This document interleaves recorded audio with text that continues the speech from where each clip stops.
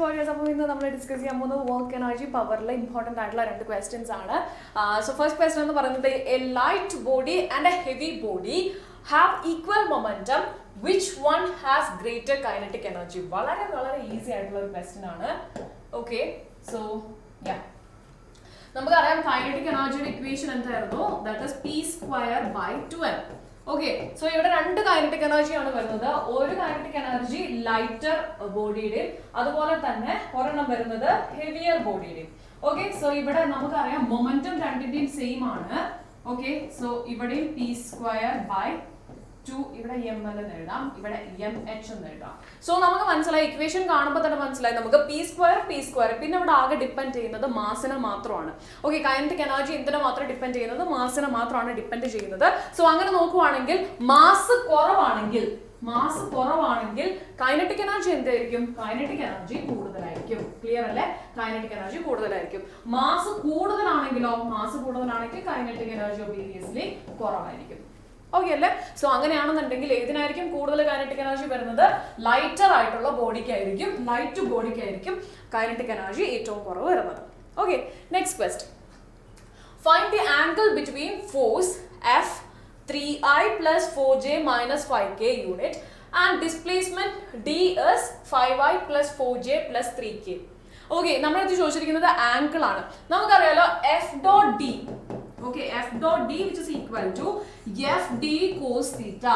Clear alle? F dot D which is equal to FD cos theta ആണ് അങ്ങനെയാണെന്നുണ്ടെങ്കിൽ നമുക്ക് theta എങ്ങനെ കണ്ടുപിടിക്കാം theta which is equal to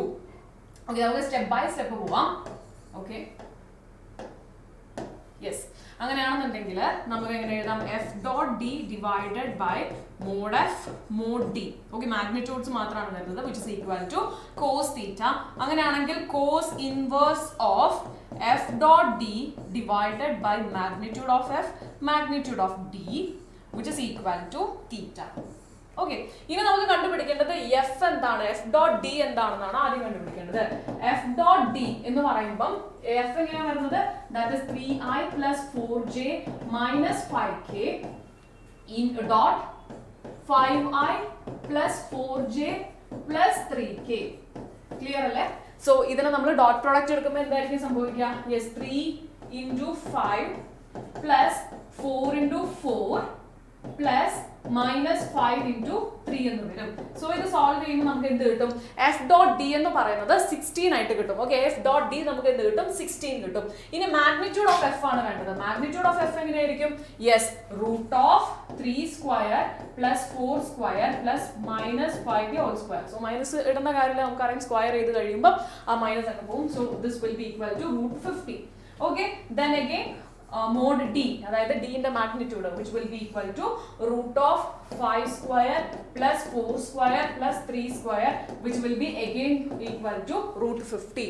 okay അല്ലേ so അങ്ങനെയാണെന്നുണ്ടെങ്കിൽ നമുക്ക് ഇതിനെ സബ്സ്റ്റിറ്റ്യൂട്ട് ചെയ്ത് കൊടുക്കാം സബ്സ്റ്റിറ്റ്യൂട്ട് ചെയ്യുമ്പോൾ നമുക്ക് എങ്ങനെ വരും yes cos inverse of F dot D നമുക്ക് എത്ര കിട്ടിയത് 16 ആണ് കിട്ടിയത് divided by mod F into mod D mod F എത്രയാണ് root 50 ആണ് mod D എന്താണ് root 50 ആണ് അങ്ങനെയാണെങ്കിൽ നമുക്ക് എങ്ങനെ എഴുതാം divided by 50 എന്ന് എഴുതാം okay 16 divided by 50 എന്ന് വരും so that will be equal to theta ഇതിന്റെ ഫൈനൽ ആൻസർ കണ്ടുപിടിക്കുക ഡിഗ്രിയിലായിരിക്കും ഓൾമോസ്റ്റ് എനിക്ക് തോന്നുന്നു 17.1